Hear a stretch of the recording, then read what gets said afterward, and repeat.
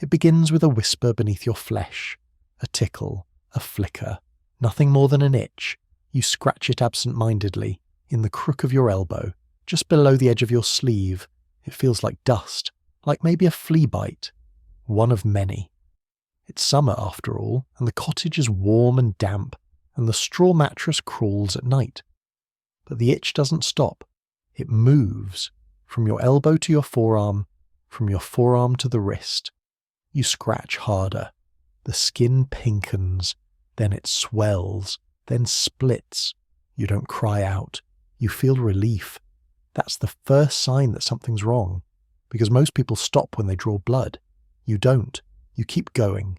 You dig in, not to harm but to soothe, like a splinter begging to be pulled out. But there's nothing there.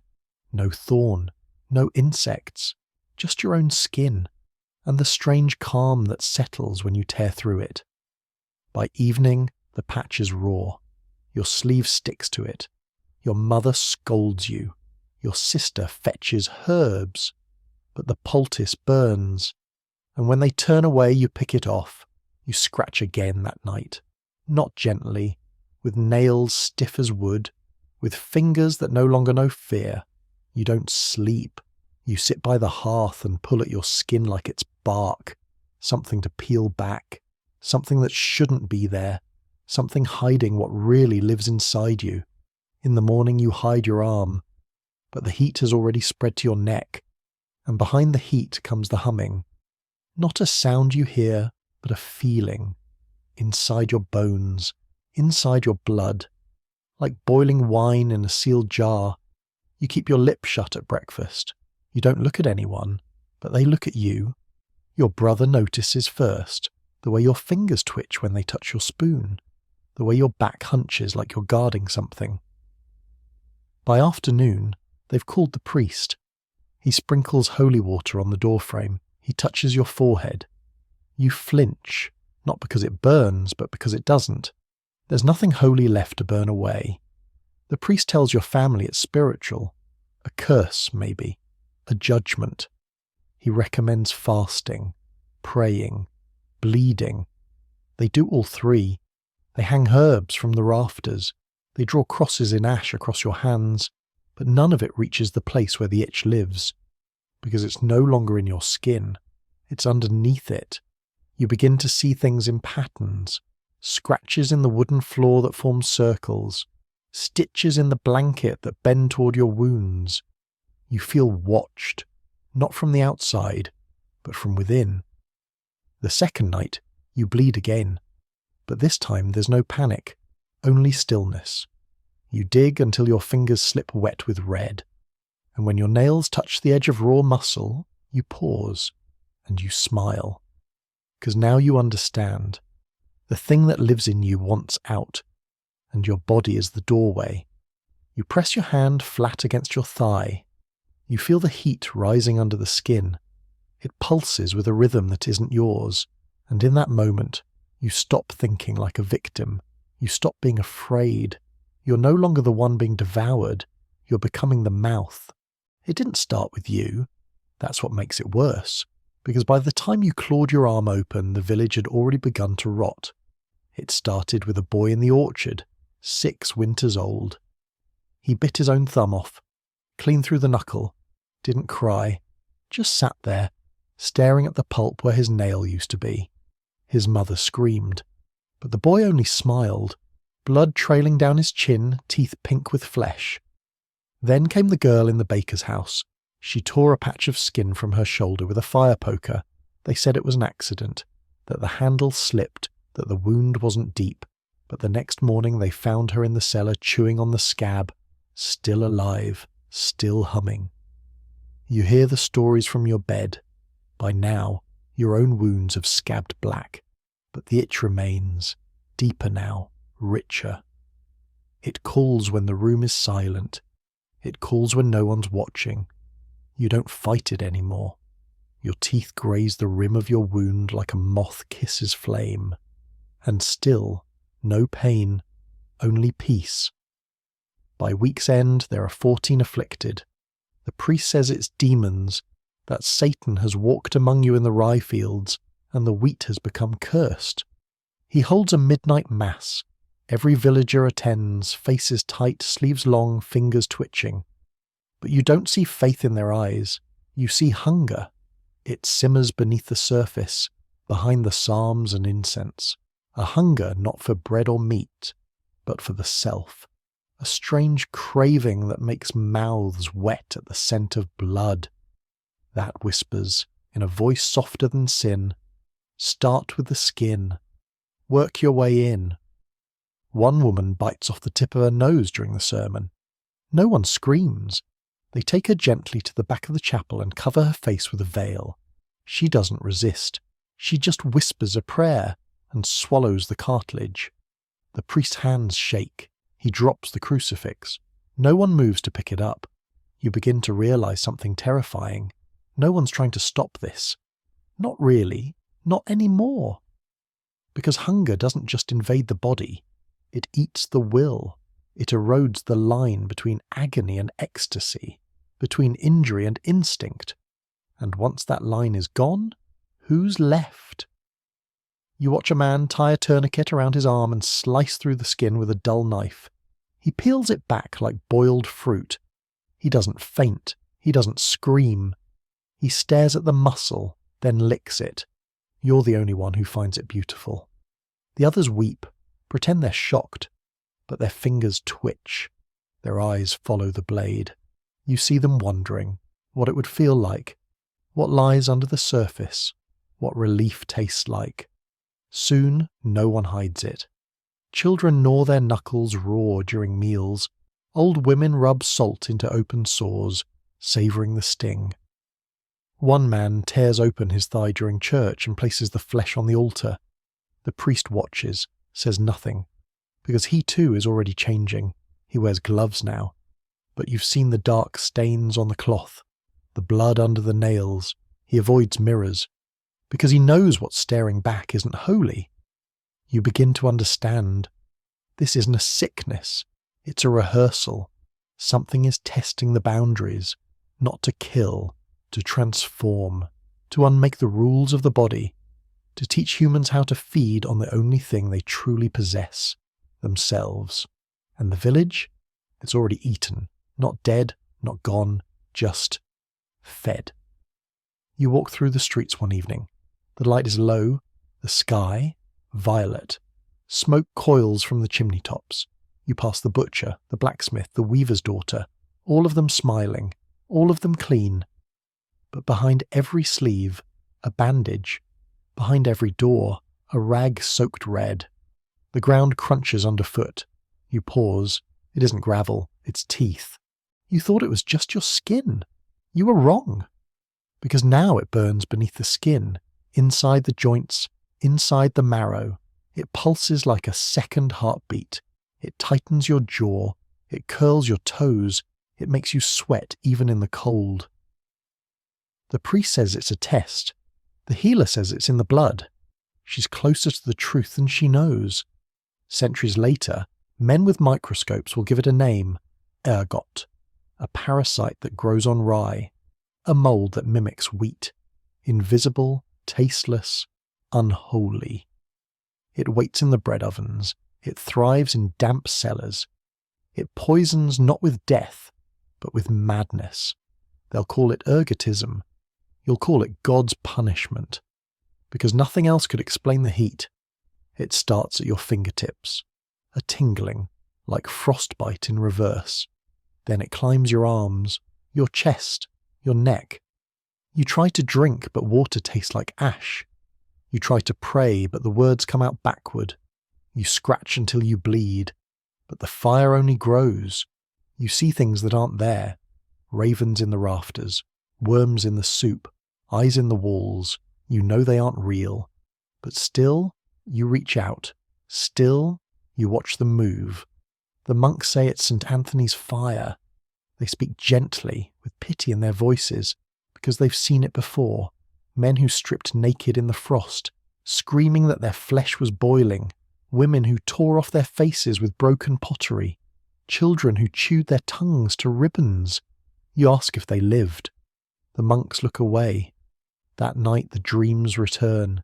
You see your own body walking ahead of you, blood trailing behind it, eyes glowing from inside. It turns to face you. It opens its mouth, and out crawls a mouth inside a mouth inside a mouth. You wake to the scent of iron. Your hands are wet, your fingers red. You don't know where the wound is. You only know it felt good. You're not the only one. The fire spreads to your brother.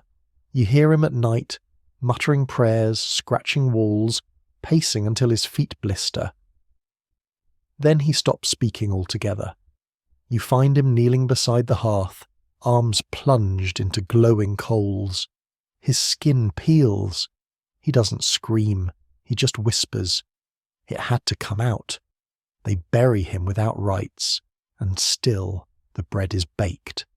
Because what else is there to eat? You want to stop. You tell yourself it's the food, the mould, the sickness.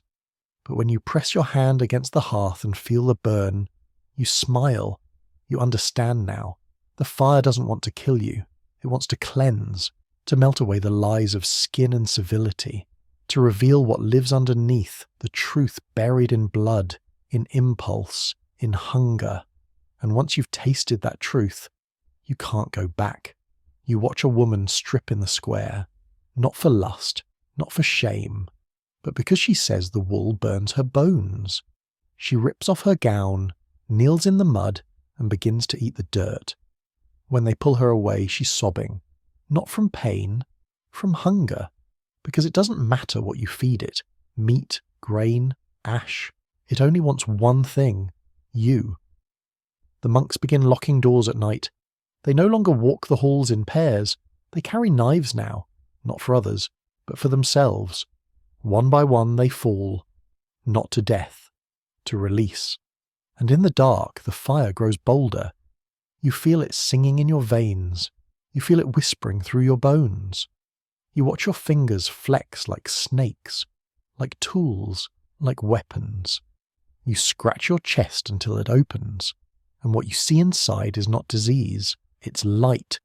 They don't send you to the monastery to be healed. They send you to be hidden. It's what they do with the ones who won't die but shouldn't be seen, the ones who scratch at night, who mutters to walls, who chew their own sleeves until their gums bleed. They tell your mother it's a holy place. They tell the neighbours it's a retreat. They tell you nothing, just that you must go. The cart smells of straw, vinegar, and rot. You sit between a boy with bandaged hands and a woman who won't blink. Her eyes stay fixed on her lap. Her mouth twitches every time the wheels hit a stone. You don't speak. No one does. The silence feels practiced. The monastery sits on a hill above a dead orchard. Its walls are pale stone, pocked and streaked with moss. The air smells of smoke and mint. A bell tolls once as you arrive, but no one comes to greet you. Inside, the halls are colder than outside. You're led to a room that's not quite a cell, not quite a dormitory. A straw pallet, a wooden bowl, a robe folded neatly on a stool. The walls are blank except for a single nail. There's no window. Later, they bring you food, roots boiled until they taste like nothing, water drawn from a cistern, bread, blackened at the edges. You eat every bite, not because you're hungry, because you're afraid of what you'll do if you don't. They don't let you speak during meals. They don't let you touch anyone. Even the monks wear gloves. They move like ghosts, silent and watchful, their eyes sharp above their veils. You can't see their mouths. You're not sure you want to. They show you the infirmary. Rows of pallets, each with a body that doesn't quite move right. Some rock in place, some twitch under their blankets. One hums softly, never stopping. The air smells of herbs, rot and iron. You see a girl with no lips, just pale gums and dark teeth, exposed like a skeleton's grin. She stares at the ceiling and scratches her chest with what's left of her fingers. You see a man with both eyes bandaged and no nose. He chants to himself in a language no one taught you. You see yourself in all of them. At night you hear the scratching, not from rats, from people, dozens of them, claws on stone, Nails on wood, skin on skin. You wrap your arms in your robe, you bite your tongue, you pray. But the itch always returns. You visit the chapel, not because you believe, but because it's quiet. The walls are bare. The crucifix is wood, not gold. Christ doesn't bleed. His wounds are smooth, sealed, healed. You envy him. One day, a monk finds you at the altar staring at the statue. He doesn't speak. He places a single white cloth beside you. Inside it, a flat stone. Polished. Heavy. You understand. He's giving you something to use, not to kill, to distract, to focus, to spare your fingers, maybe. You press it into your palm until it hurts. It helps, for a while. But pain is just a door. Eventually the door swings open, and the thing on the other side steps through again. One night, you taste your own blood. Not by accident. You bite your wrist in the dark. Slow, gentle, like you're testing it. Then you swallow, and for the first time in days, you feel calm. You lie down. You close your eyes. You smile. Not because you're healed, because now you know this is what you were meant to become. You stop hiding it. The itch, the burn, the need. You no longer wait for nightfall. You no longer bite your sleeves in silence. When the hunger comes, you answer it, openly, calmly, and the others notice. They don't scream. They don't judge. They watch. You become something to study, to admire, a mirror of their own longing. Because here, inside these monastery walls, pain is not punishment. It's freedom. A boy across from you begins copying your movements. You scrape your calf with a shard of clay. He scrapes his. You wrap your wrist in strips of robe. He does the same.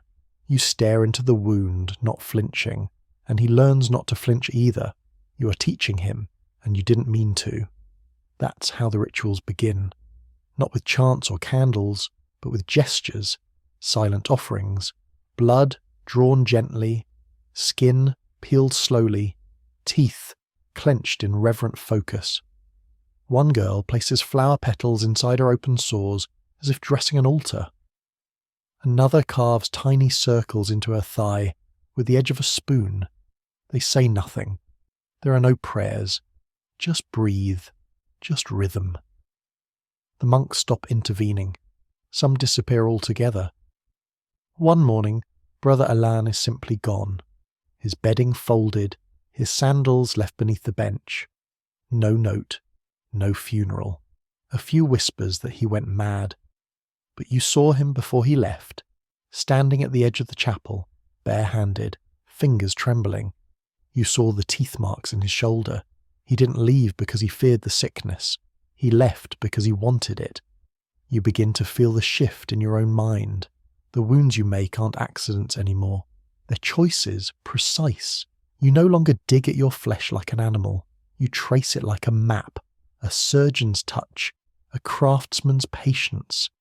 And when the blood rises, you don't panic. You breathe it in. You don't think of death. You think of control. Because when your hands are soaked, when your nerves sing, when the pain washes over you like rain, you feel clean. And it's not just you. The monastery hums with it now. You pass a young man in the corridor. He stares straight ahead, unblinking, one hand pressed to a wound beneath his robe. His eyes glisten like he's on the edge of weeping, but he doesn't cry. He smiles. In the infirmary, someone laughs when they're bandaged too tightly. Another kisses their own bruises in the reflection of a bowl. It spreads without words, not infection, permission. One day, you see something new. A monk, still robed, still veiled, kneels in the chapel, holding a strip of linen soaked red. He presses it to his lips gently, reverently. He's not hiding anymore, and neither are you. Your fingers trace scars like rosary beads. You remember each one, when, why, how deep. They're your commandments now, your scripture, your proof of devotion. Pain is no longer punishment, it's identity. When the outside world sends more patients, you watch them arrive, trembling, shaking, eyes wide with terror. But it never lasts. Soon, they understand. Soon, they kneel beside you. Soon, they bleed too. And you welcome them, not as strangers, as disciples, because you are no longer the sufferer, you are the teacher, and the gospel you carry is made of flesh. They release you when the monastery burns, not in flames, in silence. One day the gates open, the carts roll out, the monks disappear without a sound, no farewells, no blessings, no names spoken, just a gentle push on your back, as if to say, "You've learned enough. Go now. Carry it forward." You don't ask where to go. You walk toward the cities. The world outside is louder, faster, dirtier. Horses clatter past. Bakers shout from stalls. Market women laugh with rotten teeth. But something's wrong. The people don't meet your eyes. Their sleeves are too long. Their hands stay hidden. The bread smells wrong. And under every smile you see a tremble. You recognize it. They already know. In Strasbourg, the streets reek of wine and sweat. Not celebration. Collapse. People dance until their feet bleed, until their bones crack, until their hearts stop. No music, no joy, just the sound of heels slapping cobblestone and mouths gasping for breath. You ask why they dance. One woman answers without stopping, "Because if I stop, it catches me." You don't ask what it is. You already know. In Basel, a priest claws his own face in the middle of Mass. The congregation watches in silence. No one moves to help. When he collapses, they cover him with his own robe. Then they kneel and continue the service. You see girls with teeth marks on their arms. You see men rubbing dirt into open wounds. You see children giggling as they bleed. They call it different names now. In one town, the frenzy. In another, the tremble. Elsewhere, the mouth of God. But you know the name is a lie. There is no name. Only need. Only fire. It spreads not by breath or blood, but by witness, by memory, by hunger seen and felt and wanted. You don't touch anyone, but people begin to follow you, not because you speak, not because you teach, but because they see you. The way you walk with calm, the way your wounds are precise, the way you smile when the pain rises. You pass through 10 towns in 1 month. By the 11th, they are waiting. A nobleman invites you to supper, not to arrest you, not to cleanse you, to understand you. He confesses during the meal that his wife hasn't eaten in days, except for small pieces of her own skin, that his servants tremble when the bread is served, that his youngest daughter chewed through her finger in her sleep. He lifts his sleeve. There's a gash across his wrist. "I did it to feel what they feel," he says, "but I didn't feel fear. I felt freedom." You nod. He doesn't ask you to explain. He already knows. The church responds with fury. They send carts of holy relics into the towns. They chant. They burn herbs. They arrest midwives, beggars and strangers, but not a single wound heals. In Cologne, a bishop walks into the cathedral and pours boiling wax over his hands, whispering prayers as the flesh blackens. The cathedral burns that night. In the crowd, no one runs. They watch the flames. Some steps closer.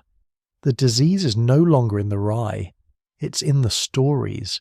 It's in the gestures, in the silence, in the space between what you show and what others begin to crave. You enter a city square. A woman looks up from her loom. She sees the way you hold your bandage, and her fingers pause. That's all it takes. You wake up with no memory of the night before. Your mouth tastes of rust. Your fingers are stiff, curled into claws. Your robe is stiff with blood. You don't know whose. There's a new wound across your ribs. Clean, deliberate, not jagged, not wild, almost surgical. You run your fingers over it like tracing a road carved into earth, and you feel nothing. No fear, no disgust, just a strange, steady pride. You try to remember what you were before, what you looked like, what you sounded like when you spoke your own name, But the face in the water is unfamiliar now. The skin is blistered, lips pale and cracked, teeth too sharp, too eager. The eyes, they look hungry, and not for food. You whisper your name aloud, once, twice. It sounds like someone else. The voice in your head doesn't match your mouth anymore. There's a second rhythm now, a second silence, something watching from inside. You remember being afraid of this once, but now you feel relief, because you no longer have to pretend. This body, scarred, trembling, stitched and restitched, was never meant to last. It was only meant to open, and now that it has, you finally feel at peace. You sit by the edge of a fountain in a city square. Children run past, vendors shout, dogs bark. You run your hand down your arm and peel back the bandage. A woman passing by sees the wound. She doesn't scream, she just stops, watches. And for a moment you see it in her eyes, that flicker, that question. How would it feel? You don't speak. You don't need to. The body speaks for you. It is your gospel, your invitation, your sermon. That night, you lie in a bed that isn't yours. The walls hum, the ceiling breathes. You dream not of pain, but of permission. Your muscles twitch, not from fever, but from habit, like they're still remembering, still opening. You've reached a point where there's no barrier left. You bleed without effort. You move without thought. You crave without shame. You've seen others reach this point before and disappear soon after. Some into the forest, some into fire, some into complete stillness. But you stay. Because there's still something here in this shell of a body that can carry the fire farther, and you're not ready to extinguish it. You walk through the streets like a prophet no one asked for. People part around you. They see the way you don't blink, the way you smile when you limp, the way your robe hangs heavy with dried blood. Some call you cursed, others call you holy. It doesn't matter what they call you. Because you no longer answer to names. You answer to the heat in your bones, to the itch beneath your ribs, to the whisper that lives behind your teeth. The body is not yours anymore. It belongs to it, and it is still hungry. They do not call it a plague anymore. They do not call it madness, or disease, or punishment. They call it devotion. You stand at the entrance of a hollowed-out chapel, long since abandoned by clergy. The stained glass is shattered. The altar is gone. In its place, a basin filled with red water and cloth soaked in things that once belonged inside the body. You step barefoot across the cold stone. No one speaks. They only watch. There are no sermons here, no scriptures, only rituals. A woman kneels in the centre of the nave, pulling a needle through the flesh of her thigh. Each stitch follows an old wound. A boy beside her rubs ash into his arms, whispering syllables not meant for any language. You kneel with them. You do not ask what they believe. You already know. Pain is not pain here. It is communion.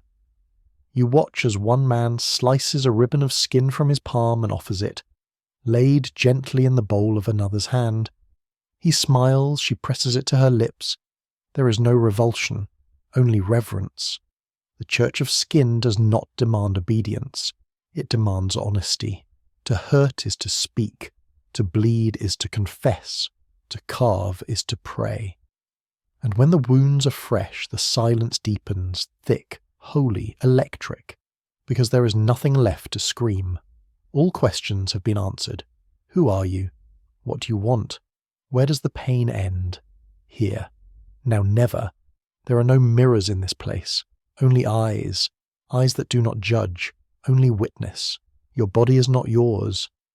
But you do not grieve that loss. You celebrate it. Because in giving it up, you found something else. A congregation. A family. A purpose. You walk among them, skin marked in patterns only they understand. They bow their heads as you pass, not in fear, in faith, because they know what you've become. Not a survivor, not a victim, not even a carrier, but a vessel. The fire still lives in you. The hunger still stirs. And somewhere far beyond this place, in the cities that banished you, in the homes where prayers are whispered behind locked doors, they are still watching, still wondering, still itching,